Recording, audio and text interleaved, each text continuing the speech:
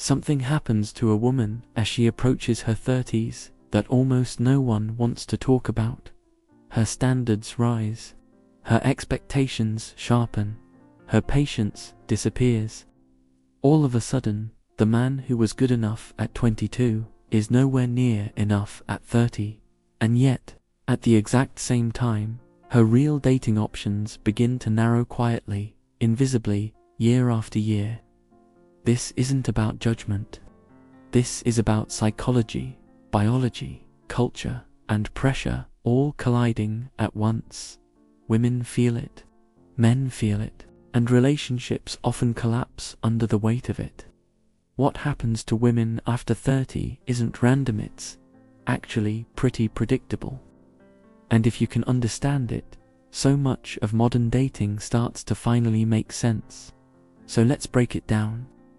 As a woman gets older, something subtle shifts inside her, not just emotionally, but psychologically and socially. In her early 20s, the world feels wide open.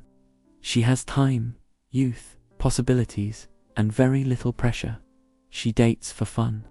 She experiments. She's focused on her career, friendships, travel, and freedom.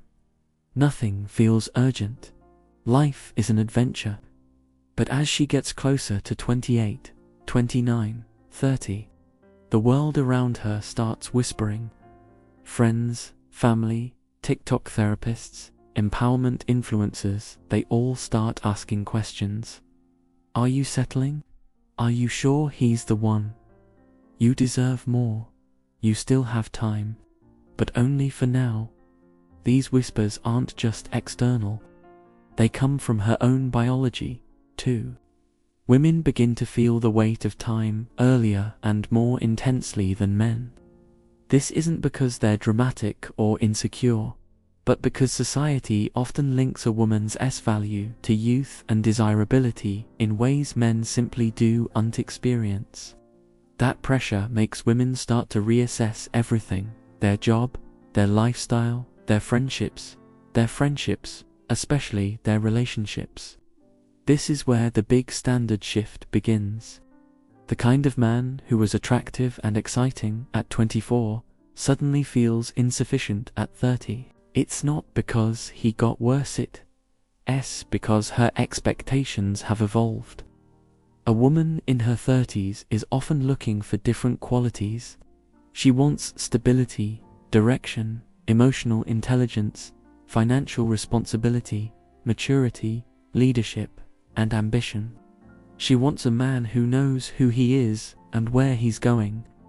Someone who can build a future, not just vibe in the present. Someone who can protect and provide, not just entertain.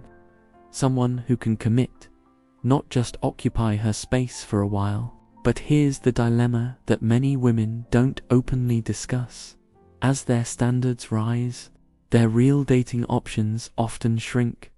This isn't because they become less valuable, not at all. It's because the dating market works differently for men and women as they age. A popular way to think about it is that men often age into their value, while women can age out of their perceived options. I want to be clear, this doesn't mean women lose their inherent worth.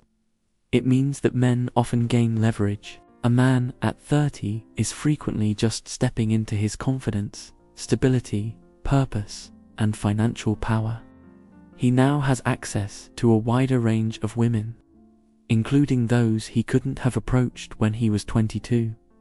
Meanwhile, a woman at 30 begins to feel that pressure we talked about: the ticking clock, societal expectations, the fear of choosing the wrong partner. This creates a really difficult psychological trap. Her standards are rising because she finally knows what she wants and needs in a long-term partner, but her available pool of men who meet those standards seems to be shrinking, partly because men her age now have more choices than ever before. This combination can create a lot of anxiety, frustration, confusion, and for many women, it leads to a state of denial. You hear phrases like, "I'm not settling," "I know I can do better," I don't need a man to be happy. I refuse to compromise on my list. But here's a hard truth that most people won't admit. After 30, many women aren't just raising their standards because they want more from a partner. They re-raising them because they terrified of choosing wrong with the time they feel they have left. And standards that are driven by fear are almost impossible for any real human man to meet. Women start comparing their lives to their friends who are getting married, to influencers living perfectly curated lives online, and even to their own younger, more carefree selves. They're no longer just choosing a man, they're choosing a timeline. And timelines make people panic. Men feel this shift intensely. A man can date a woman in her early 20s and feel completely adored.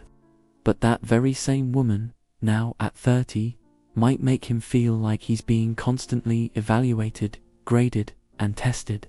It's not because she has become cold or meant, as because she is operating under immense pressure.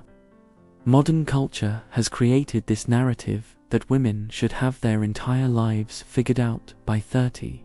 A successful career, solid finances, finding the one, getting married, having kids. It's a schedule that almost no one can actually meet. So when that imaginary schedule starts slipping, raising standards can feel like a defense mechanism. A woman might think, if I choose the perfect man right now, I can still catch up. Or, if I raise my expectations higher, I can avoid making any more mistakes. Or, if I demand more from him, I won't waste any more of my precious time. The intention behind this is completely understandable, but the effect can be devastating. Many women unintentionally filter out genuinely good men because they're searching for perfect timing, perfect alignment on every issue, perfect financial readiness, and perfect emotional availability all at once, right from the start. And a search for perfection is guaranteed to end in disappointment. Meanwhile, men on the receiving end of this become nervous and guarded. They start to feel like they're never enough. They feel like they're being compared to some invisible checklist, a list built from fear, not from love. This is exactly why so many long-term relationships collapse between the ages of 28 and 34. It's often not because the love is gone. It's because the pressure has become too heavy for the relationship to bear. The expectations become so massive that they suffocate the connection that was once there. But here's the twist, and this is the most important part. What women truly want in their 30s is untainted, flawless, perfect man. Deep down, it's a man they can trust with their future. A man who is consistent, grounded. A man who is growing and willing to build with them. Not perfect, just steady, reliable, a partner. But the noise of modern dating, the apps, the advice, the comparisons makes that simple truth very hard to see. The truth is, the best relationships aren't built on one person constantly raising their standards. They're built on rising teamwork. They're built on two people deciding to face the world together. A woman who understands the pressure she's under can learn not to let it sabotage a good love. And a man who understands the fears his partner is facing won't take her anxiety and her high expectations personally. He'll see where it's coming from. A woman's rising standards after 30 aren't the problem. The immense pressure behind them is when you remove fear from the equation, the relationship softens. When you remove comparison, the connection has room to grow. And when you stop chasing a perfect, imaginary timeline, you can find the person who makes the passage of time feel a lot less scary. Modern dating is incredibly complicated, but the core truth isn't. Real, lasting love comes from two people choosing each other, again and again, not from competing with a clock. It's about building something together, not just finding someone who checks all the boxes. Thanks so much for watching. If this resonated with you, be sure to like and subscribe for more content like this. See you in the next one.